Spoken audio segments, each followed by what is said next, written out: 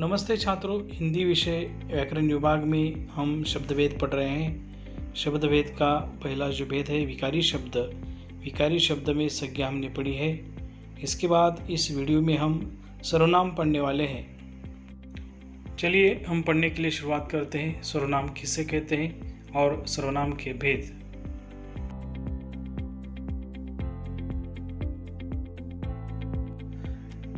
इस सर्वनाम की परिभाषा से हमें सर्वनाम समझना है। सर्वनाम की परिभाषा जिन शब्दों का प्रयोग संज्ञा के स्थान पर किया जाता है उन्हें सर्वनाम कहते हैं।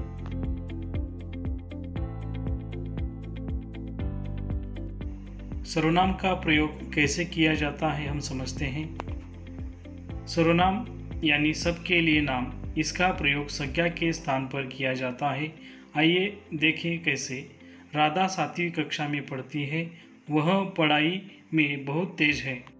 उसके सभी मित्र उससे प्रसन्न रहते हैं। वह कभी भी स्वयं पर घमंड नहीं करती। वह अपने माता पिता का आदर करती है। आपने देखा कि ऊपर लिखे हुए अनुच्छेद में राधा के स्थान पर वह, उसके, उससे, स्वयं, अपने आदि शब्दों का प्रयोग हुआ है, अतः ये सभी शब्द सर्वनाम हैं।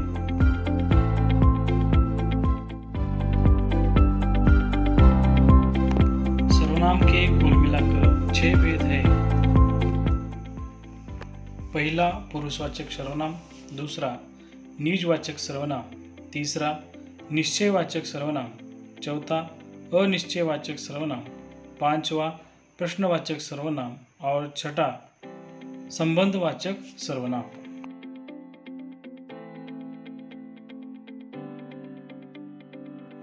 सर्वनाम का पहला भेद पढ़ते हैं।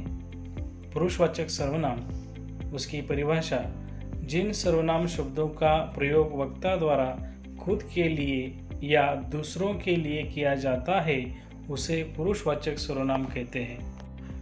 जैसे मैं, हम, वक्ता द्वारा खुद के लिए, वक्ता यानी बोलने वाला, तुम और आप सुनने वाले के लिए, और यह, वह, ये, वे किसी और के बारे में बात करने के लिए आदि।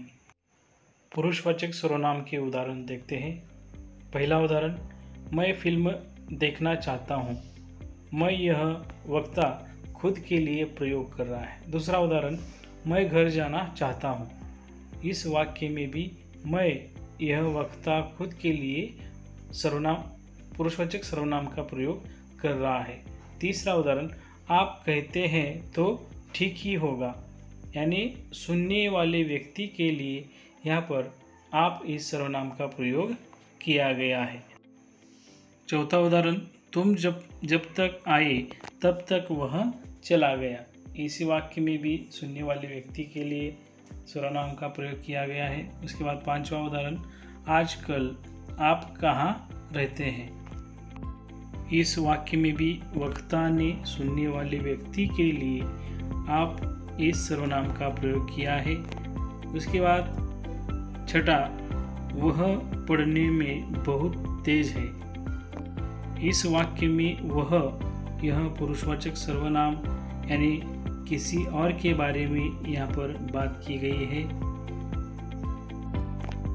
तो इस तरह सर्वनाम शब्दों का प्रयोग वक्ता द्वारा खुद के लिए या दूसरों के लिए किया जाता है उसे पुरुषवाचक सर्वनाम कहते हैं। पुरुषवाचक सर्वनाम के 3 भेद होते हैं। पहला उत्तम पुरुषवाचक, दूसरा मध्यम पुरुषवाचक सर्वनाम, तीसरा अन्य पुरुषवाचक सर्वनाम। पुरुषवाचक सर्वनाम का पहला भेद समझते हैं। उत्तम पुरुषवाचक सर्वनाम, जिन शब्दों का प्रयोग बोलने वाला खुद के लिए करता है उसके अंतर्गत मैं, मेरा, मेरे, मेरी, मुझे, मुझको, हम, हमें, हमको, हमारा, हमारे, हमारी आदि आते हैं। जैसे मैं फुटबॉल खेलता हूँ, हम दो, हमारे दो। उत्तम पुरुषवाचक सर्वनाम में वक्ता द्वारा खुद के लिए सर्वनामों का प्रयोग करता है। पुरुषवाचक सर्वनाम का दूसरा भेद। मध्यम पुरुषवाचक सर्वनाम जिन शब्दों का प्रयोग सुनने वाले के लिए किया जाता है, इसके अंतर्गत तू, मुझे, तुमको, तेरा, मेरे, मेरी, तुम, तुम्हें, तुमको, तुम्हारा, तुम्हारे, तुम्हारी, आप आदि आते हैं। जैसे तुम बहुत अच्छे हो, तुम्हारे बाल बहुत सुंदर है। इन वाक्यों में तुम, तुम्हारे ये मध्यम पुरुषवाचक सर्वनाम सुनने वाले व्यक्ति के लिए प्रयोग किए गए हैं। तीसरा पुरुषवाचक सर्वनाम का भेद। अन्य पुरुषवाचक सर्वनाम जिन शब्दों का प्रयोग किसी तीसरे व्यक्ति के बारे में बात करने के लिए होता है, इसके अंतर्गत यह, वह, ये, वे आदि आते हैं। इनमें व्यक्तिवाचक संज्ञा के भी उदाहरण शामिल है। जैसे वह लड़का खेल रहा है, वे लोग गांव जा रहे हैं। सर्वनाम का दूसरा भेद। निजवाचक सर्वनाम। निजवाचक सर्वनाम की परिभाषा जिन शब्दों का प्रयोग वक्ता किसी चीज को अपने साथ दर्शाने या अपनी बात बताने के लिए करता है, वे निजवाचक सर्वनाम होते हैं। निजवाचक सर्वनाम के कुछ उदाहरण। जैसे पहला उदाहरण, मैं अपने कपड़े स्वयं धो लूँगा। दूसरा उदाहरण, मैं वहाँ अपने आप चला जाऊँगा। ऊपर दिए गए वाक्यों में वक्ता ने खुद के लिए स्वयं और अपने आप का प्रयोग कामों को खुद से जोड़ने के लिए किया है। जहाँ आप शब्द का प्रयोग श्रोता के लिए हो, वहाँ यह आदरसूचक मध्यम पुरुषवाचक सर्वनाम होता है, और जहाँ आप शब्द का प्रयोग अपने के लिए हो, वहाँ निजवाचक सर्वनाम होता है। यह ध्यान में रखें।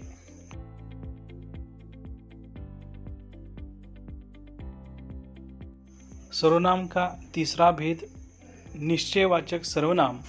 निश्चयवाचक सर्वनाम की परिभाषा जिन सर्वनाम शब्दों से किसी वस्तु, व्यक्ति या स्थान की निश्चितता का बोध होता हो, वे शब्द निश्चयवाचक सर्वनाम कहते हैं।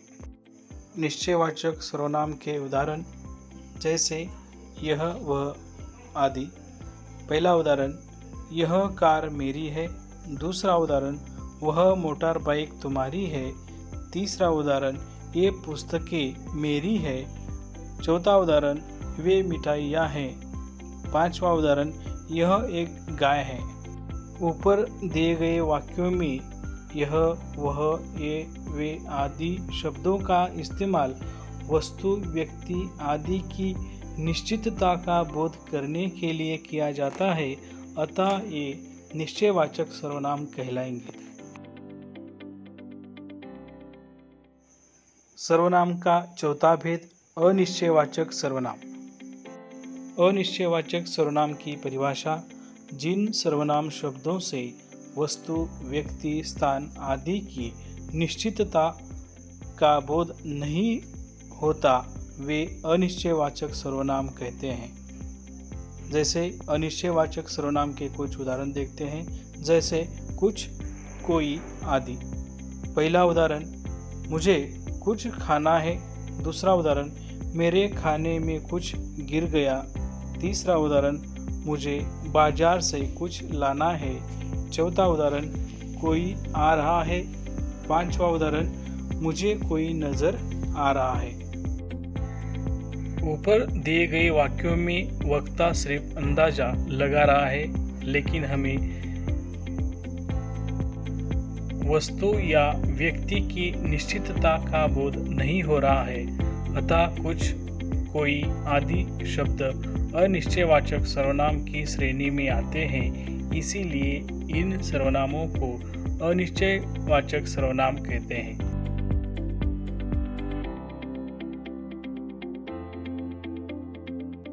सर्वनाम का पांचवा भेद। प्रश्नवाचक सर्वनाम। प्रश्नवाचक सर्वनाम की परिभाषा जिन शब्दों का प्रयोग किसी वस्तु, व्यक्ति आदि के बारे में कोई सवाल पूछने या उसके बारे में जानने के लिए किया जाता है, उन शब्दों को प्रश्नवाचक सर्वनाम कहते हैं। प्रश्नवाचक सर्वनाम के कुछ उदाहरण जैसे कौन, क्या, कब, कहाँ आदि। प्रश्नवाचक सर्वनाम का पहला उदाहरण देखते हैं। देखो तो कौन आया है।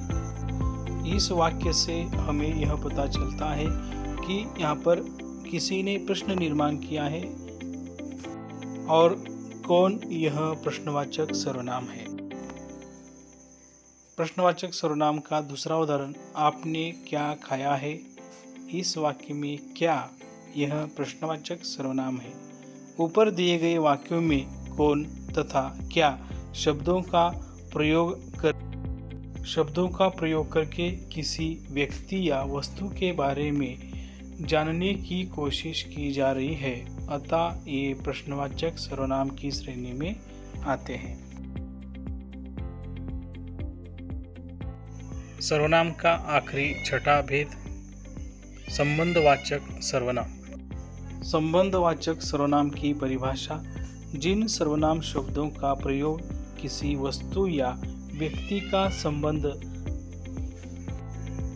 बताने के लिए किया जाए वे शब्द संबंधवाचक सर्वनाम कहते हैं। संबंधवाचक सर्वनाम के कुछ उदाहरण जैसे जो, सो, जैसा, वैसा आदि।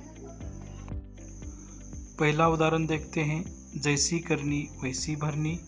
दूसरा उदाहरण जो सोवेगा सो खोवेगा, जो जागेगा सो पावेगा। तीसरा उदाहरण जैसा बोओगे वैसा काटोगे। ऊपर दिए गए वाक्यों में जो, सो व जैसे वैसे शब्दों का प्रयोग करके किसी वस्तु या व्यक्ति में संबंध बताया जा रहा है, अतः ये शब्द संबंधवाचक सर्वनाम के श्रेणी में आते हैं।